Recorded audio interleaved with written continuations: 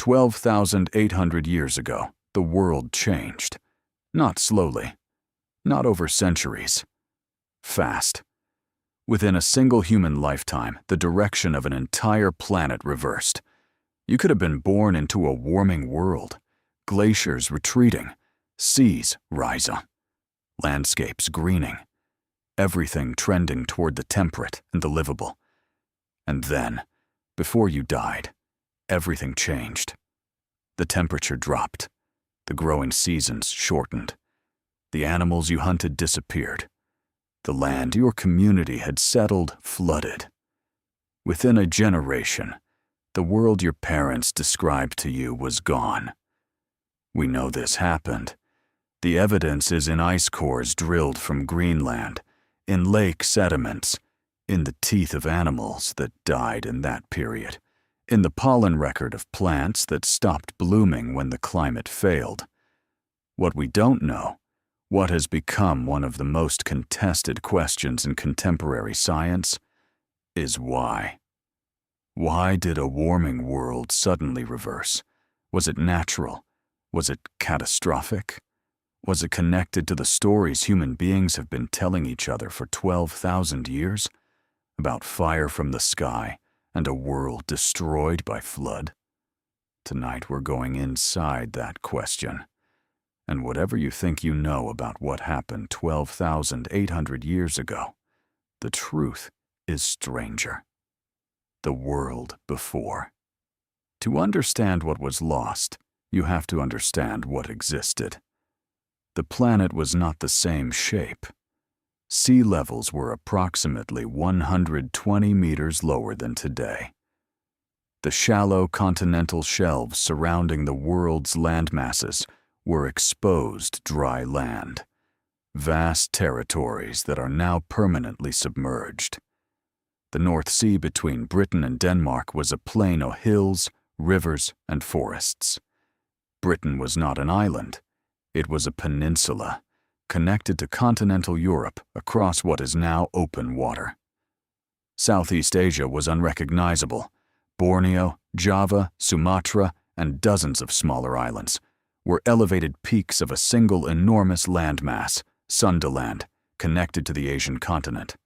Larger than Western Europe, all of it warm, tropical, habitable. The world had different geography, and it had different life. The woolly mammoth was not a rarity. It ranged across the northern hemisphere in numbers that rivaled the great herds of the modern African savanna. The woolly rhinoceros shared those cold landscapes. The cave bear, larger than any modern bear, ranged across Europe and Asia. In North America, the mastodon, the short-faced bear, the American lion, the saber-toothed cat. Not mythological creatures, real animals living in real ecosystems alongside real human beings. Because humans were there, not in cities, but anatomically modern, cognitively identical to us in every measurable way. Sophisticated hunters, skilled toolmakers, people who had been accumulating knowledge for hundreds of thousands of years. The cave paintings of Chauvet in France, depicting lions and horses with a confidence that humbles modern artists, were 35,000 years old at the time of the catastrophe we're about to describe. These were not primitive people. They were different, adapted to a world that was about to end.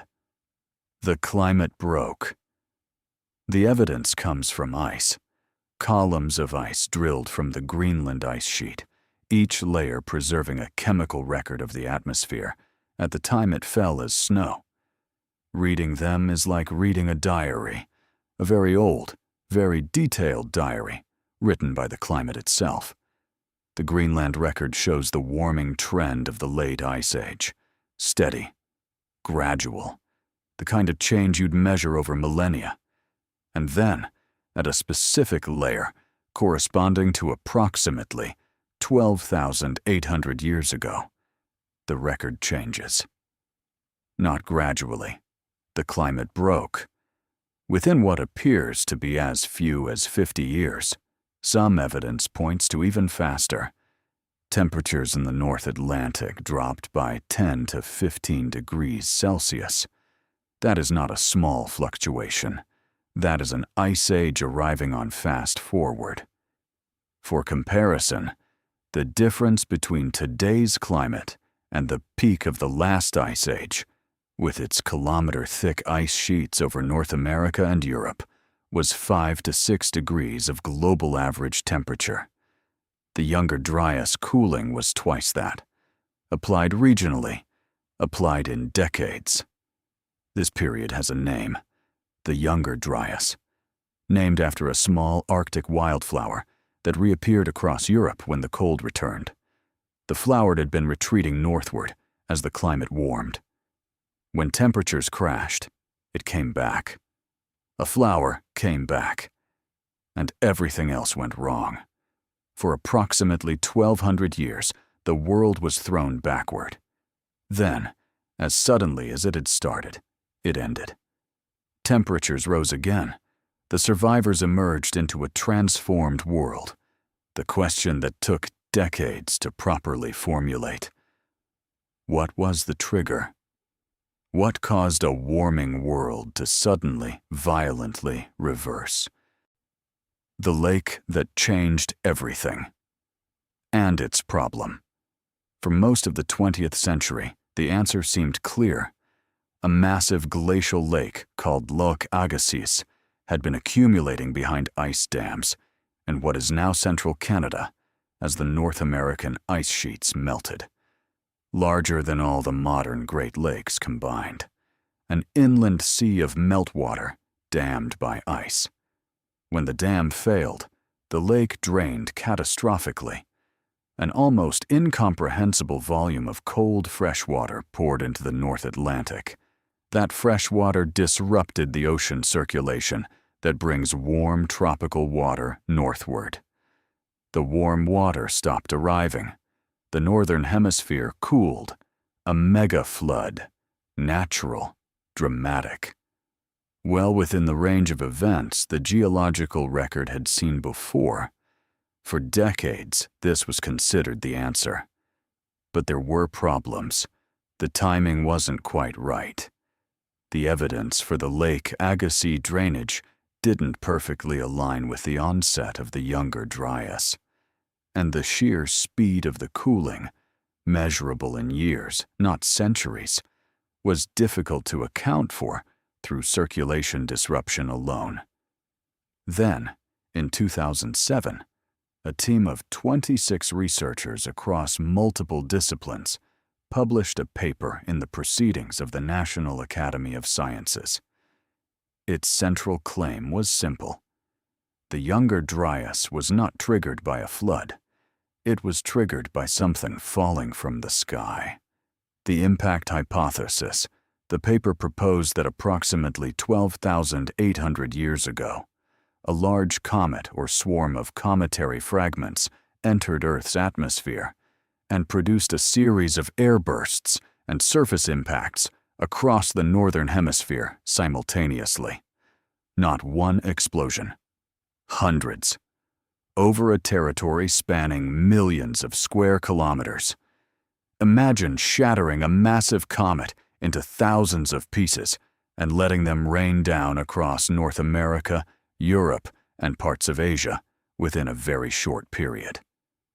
The immediate effects: massive wildfires across large portions of North America, triggered by the thermal pulse of multiple airbursts. Soot and particulate matter rising into the upper atmosphere, reducing solar radiation reaching the surface.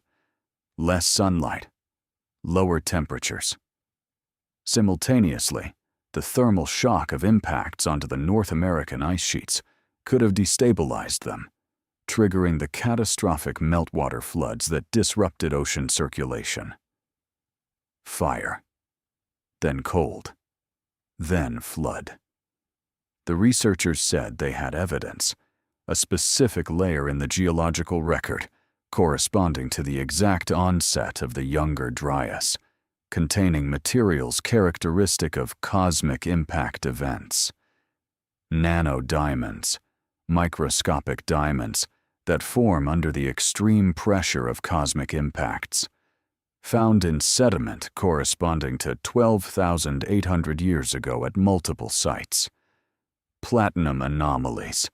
Platinum is rare on Earth's surface, but more common in extraterrestrial material. A spike in platinum concentrations at the Younger Dryas boundary found across 4 continents. Magnetic spherules, tiny iron-rich spheres formed when rock or soil is vaporized by impact and rapidly cooled in the atmosphere. A layer of black matte, dark, carbon-rich sediment, visible in soil profiles across large areas of North America. Below the black matte, abundant megafauna remains, abundant human artifacts. Above it, a dramatic reduction in both. Something happened at that layer, something that killed large animals and disrupted human populations on a continental scale. The evidence keeps growing. The scientific debate that followed was one of the most contentious in modern geology. Critics raised specific objections. Some markers couldn't be replicated at certain sites. The distribution of evidence across a huge area was unusual for any single impact. Platinum anomalies could have alternative explanations. These are serious objections. They have been taken seriously. But here is what has happened since. The evidence has continued to accumulate. By the most recent comprehensive reviews, impact markers have been confirmed at over 50 sites across North America, Europe, the Middle East, Central America, and South America. The platinum anomaly has been found across multiple continents. Most significantly, a 2018 study of Greenland ice cores found a platinum spike at exactly the layer corresponding to the Younger Dryas onset. Ice cores cannot be contaminated by the terrestrial conditions that might affect soil sediment samples. Whatever put platinum in the upper atmosphere at exactly 12,800 years ago left a record in snow that fell on a Greenland glacier, far from any terrestrial source. Something was in the atmosphere, something that carried platinum. The same year, researchers in South Africa found glassy spherules, the kind formed when rock is vaporized by impact and rapidly cooled, at archaeological sites corresponding to the same date. The impact evidence had now reached the southern hemisphere. The debate is not over, but the hypothesis has shifted from fringe proposal to serious contender. And underneath all the technical arguments, there is a simpler question. If it wasn't an impact, what was it? What produced those markers?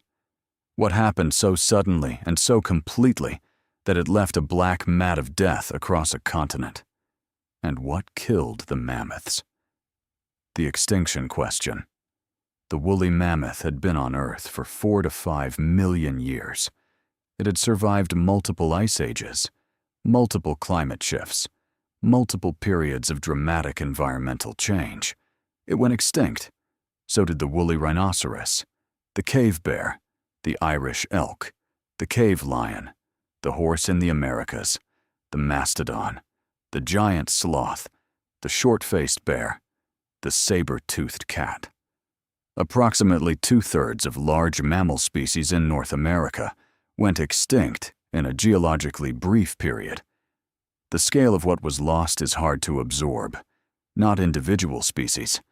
A systemic ecological collapse. The dominant megafauna of an entire hemisphere gone.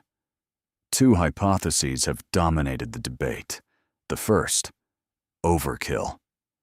Human hunters encountering animals that had never seen us before, killing faster than the populations could recover.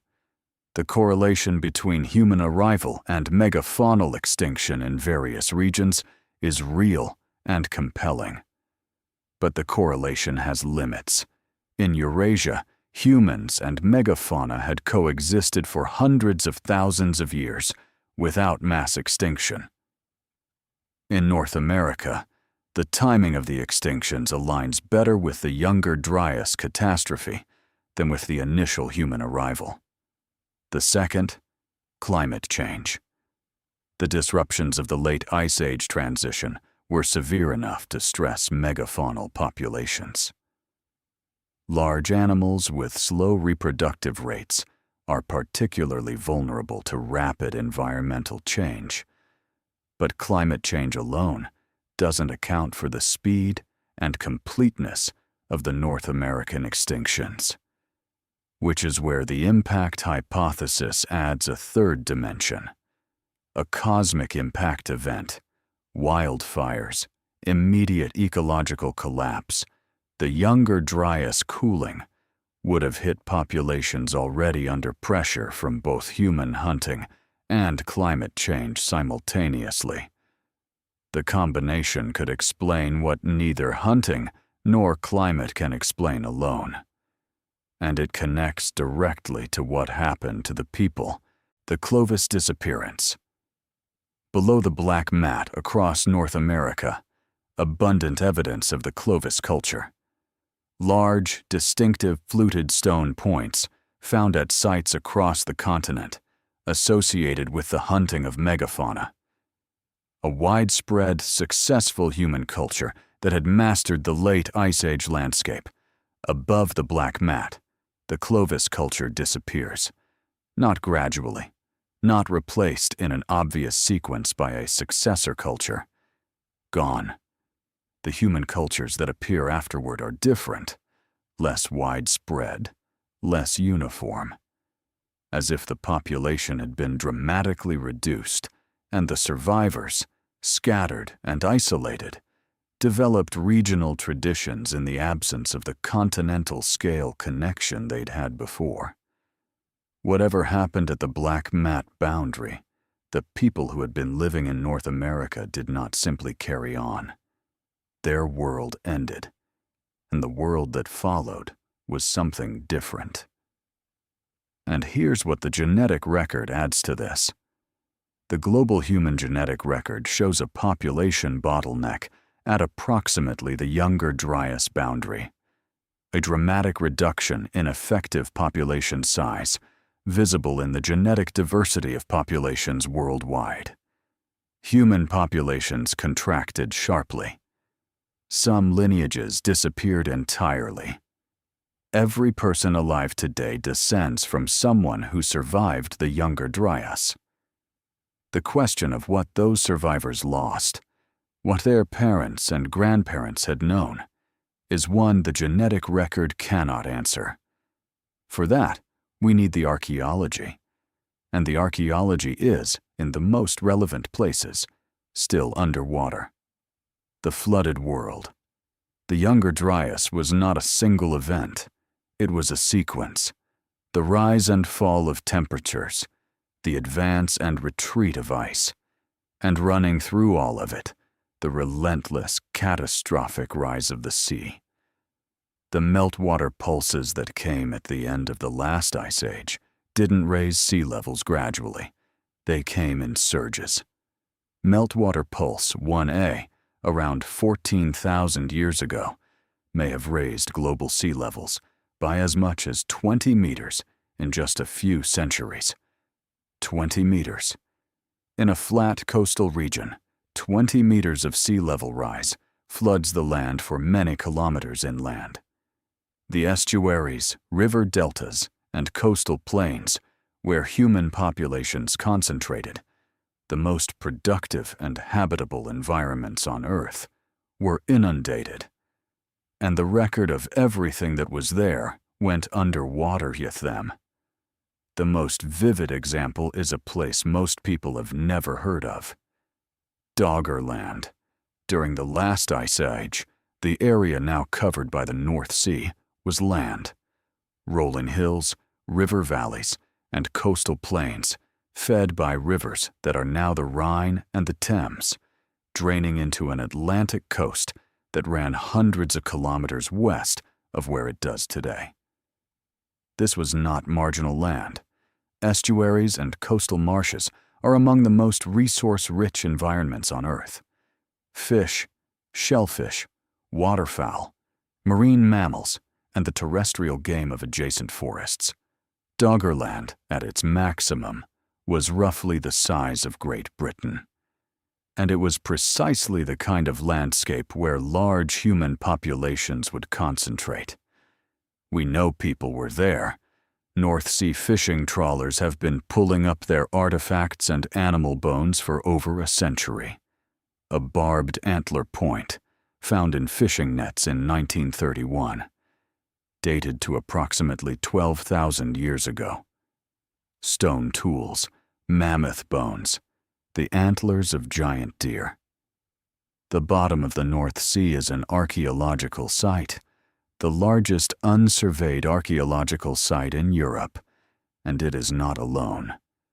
The Sundaland Shelf, the territory now covered by the shallow seas of Southeast Asia, held a landmass the size of Western Europe, warm and tropical, sitting in the tropics with extensive coastlines. Its lowlands are now under 30 to 50 meters of water. We have never systematically surveyed them.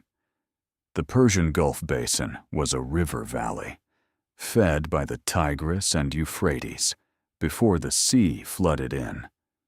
The people displaced from that valley moved north into the Fertile Crescent, where within a few thousand years, their descendants would develop the world's first known urban civilization. Those early Mesopotamian civilizations preserved flood myths of extraordinary emotional specificity. The Epic of Gilgamesh, with its warned survivor, its vessel, its animals, its mountain landing, its birds released to test the waters, is not obviously the invention of people who had never seen a flood. It reads like the memory of one, not a metaphor, a testimony. Göbekli Tepe and the question it raises these dates, the Younger Dryas onset, the flooding, the extinctions, align with a discovery that when it was made, quietly destroyed one of the foundational assumptions of archaeology. Göbekli Tepe.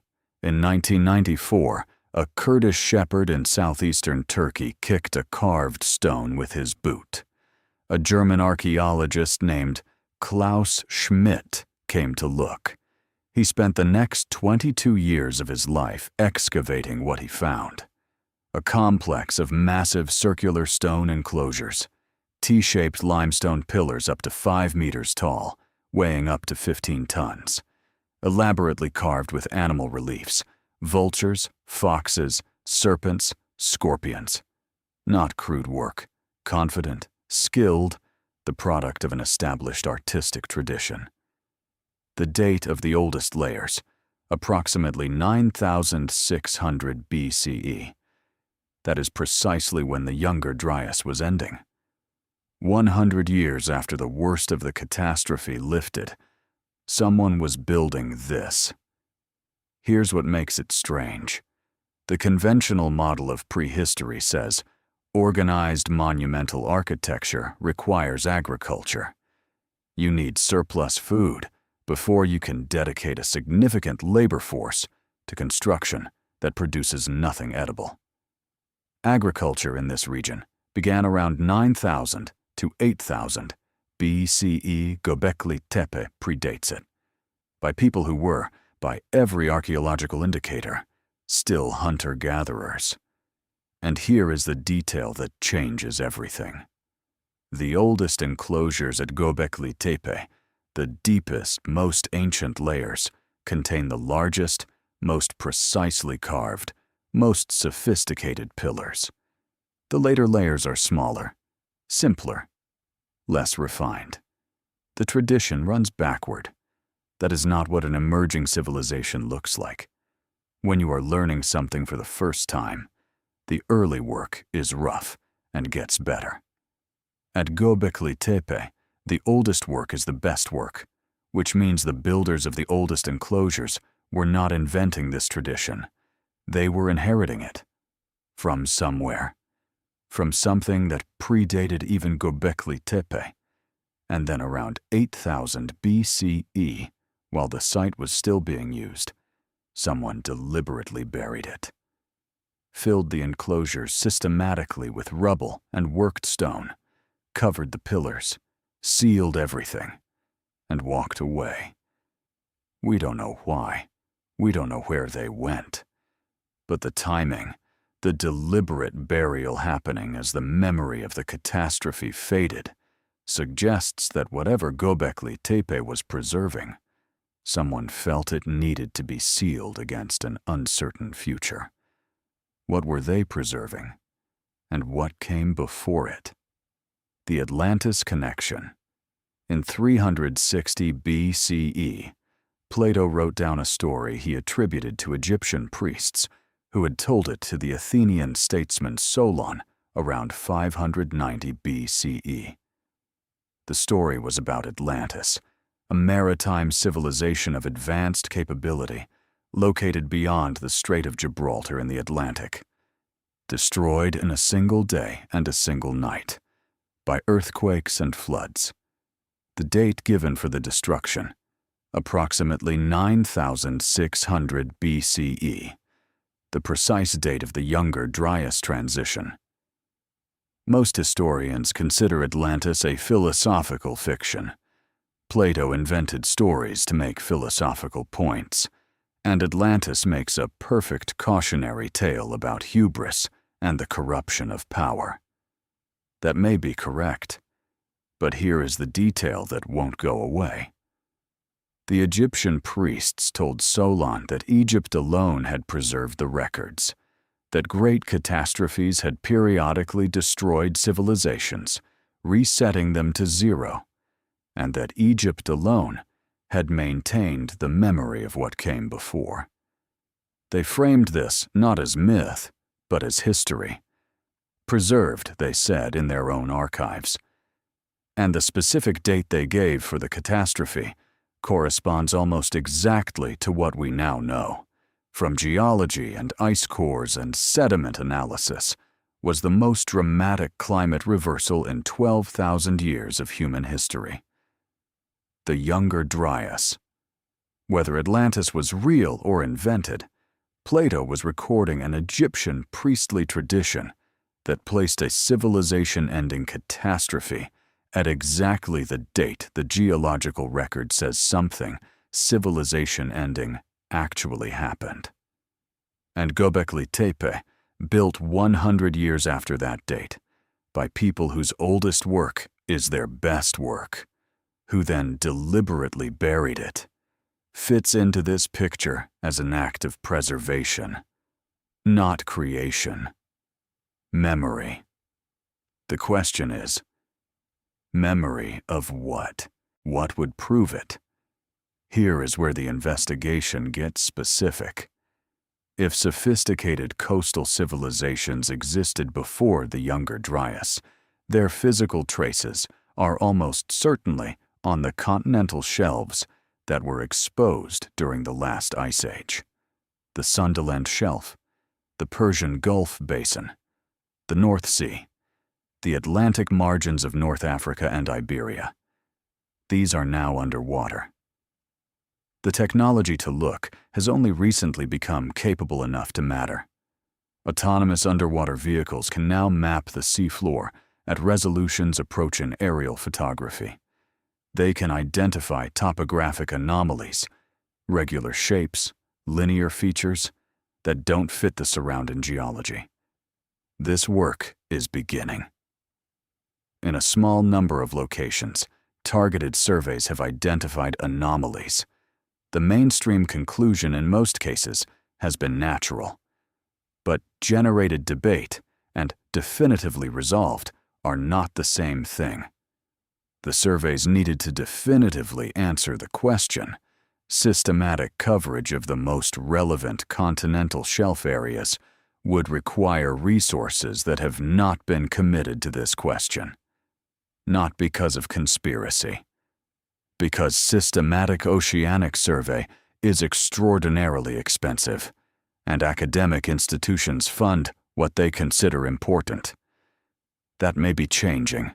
The combination of improving technology, genuine scientific interest raised by Göbekli Tepe, and the practical urgency of understanding ancient sea level rise as modern climate change accelerates the same process. All of these are increasing attention to these questions. A single definitively dated human structure, a carved stone, a foundation from below the Younger Dryas horizon in water that was dry land 12,000 years ago, would rewrite everything. Not find Atlantis as Plato described it, but prove that sophisticated human societies existed at that date and in those coastal regions, which is the actual question behind the myth. And it has not been answered, because we haven't looked. Not really. Not in the places that matter. Conclusion. Something happened 12,800 years ago. The evidence is in the ice, the sediment, the genetic record, and the myths of every culture on Earth. What we know: the Younger Dryas was real. The cooling was catastrophic and abrupt. 10 to 15 degrees in the North Atlantic within decades. The impact evidence is real and growing. Nanodiamonds, platinum anomalies, and melt glass found at over 50 sites across 4 continents, all pointing to the same moment. The megafaunal extinctions were real. 2/3 of North American large mammal species gone within a geologically brief period. The Clovis culture disappeared at the black mat horizon. Human populations contracted globally, visible in the genetic bottleneck preserved in modern DNA. Göbekli Tepe was built 100 years after the Younger Dryas ended, by people whose oldest work is their most sophisticated, and then deliberately buried. The coastal regions where any Ice Age civilizations would have left their most significant traces are now underwater, and we have not yet systematically looked. What we don't know: what precisely triggered the Younger Dryas? The impact hypothesis is compelling. It is not yet proven. What existed on the now submerged coastlines? The question of sophisticated coastal societies destroyed by these events remains open. How much of what we call the earliest human civilizations, Egypt, Mesopotamia, the Indus Valley, was truly new? And how much was reconstruction from fragments of something older? These are not small uncertainties.